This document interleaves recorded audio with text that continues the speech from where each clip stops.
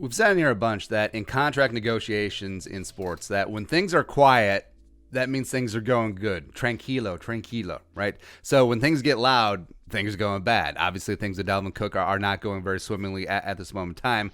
But recently, if you remember, we haven't really heard anything about Anthony Harris's contract extension talks, right? So now, initially, we heard a lot. When the franchise tag was rolled out, there was a lot of animosity between both sides as you approached the draft, talk about a possible trade, maybe to Cleveland, maybe to the Giants, and then finally coming around signing the tag is like, all right, we're going to sign the tag, except we're still looking for a long-term deal, yada, yada, yada. But remember, for the past few weeks, nothing, nada, right? So no leaks to the media jackals about lowball offers or disrespectful offers or absorbent demands, nothing like that. So it does lead me to believe that things are going pretty damn well. And the Vikings may already have an extension in place with Harris. And Spielman tends to do this, right? Where if they sign an extension a couple weeks before training camp, we'll see what happens with training camp this year, that sort of keep a hat on it. They're just like, we'll announce it right when training camp starts. It's a nice way to kick off training camp. Ooh, the fans get to know right as spring's eternal. Word salad, whatever. That right when camp starts, right when you got your hopes amped up. Oh, they're going to keep a fan favorite player long term. So he did with Blair Walsh. He did with Kyle Rudolph. He did with Xavier Rhodes. Actually, maybe he should stop doing that.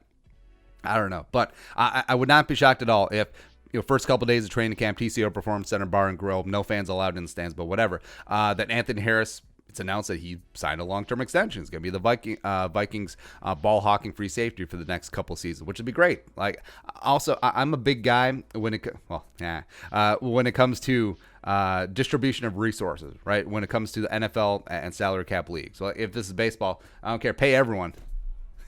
Yeah, but with the NFL, the salary cap it's not a hard cap. Hashtag cap is a myth, but you do have to play around it. But I do believe that too many big contracts on one side of the ball or concentrate in one position can upset the balance of a team. Now, if you look currently on the Vikings defense, they currently have two big contracts at each level of the D, which is great. All right, so two on the defensive line, you got Daniil and Michael Pierce. Two at linebacker, Kendricks at bar. That could be a little bit heavy because it's a sub-package league, but yeah.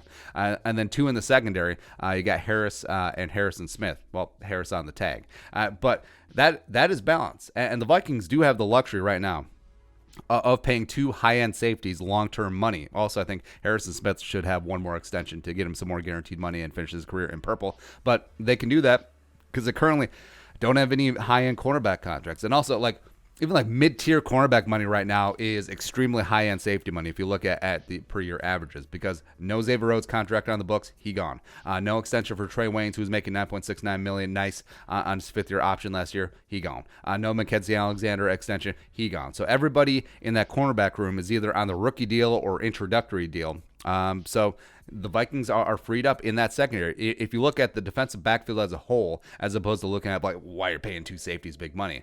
Well, if you look at the entire defensive backfield, it actually makes sense. It's actually in balance, and that's okay. And I'm certainly okay with signing Harris long term, because even at age 29, potentially going to be aging out here kind of soon, but he has shown that he is the best free safety in the NFL over the past 2 years. Plus, he is a perfect complement to Harrison Smith that allows 22 to operate down in the box most of the time. That's where Harrison Smith is the most effective, which, I mean, that's a major part of it, because remember, for years we've been looking for this complementary back end piece. We're looking for the Ryan Clark to Harrison Smith's Troy Polamalu. It didn't work with Jamarcus Sanford or Hussein Abdullah. Santondejo was fine for a little bit while, but now finally got Anthony Harris, who is perfectly synced up, yin and yang, with Harrison Smith, and I love, and it's great.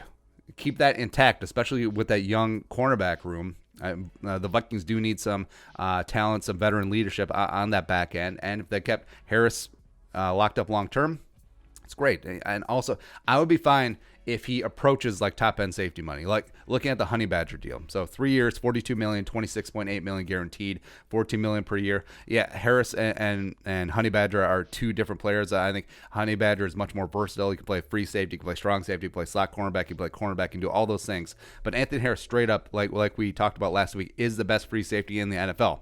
Right, and also that $14 million per year would tie him as the third highest paid safety in the league. I think with inflation, I think with what he's done for the past 2 years, I think with what is ahead of him as he approaches age 30, I think that's a perfect compromise. And if Harris isn't living up to that contract, the Vikings can get out of it after 1 or 2 years. I think that works for everyone involved. Also, if they just tear up the franchise tag, replace it with this extension, the Vikings could actually get some cap relief in 2020, potentially look into keeping Dalvin or appeasing him on a short, long-term deal.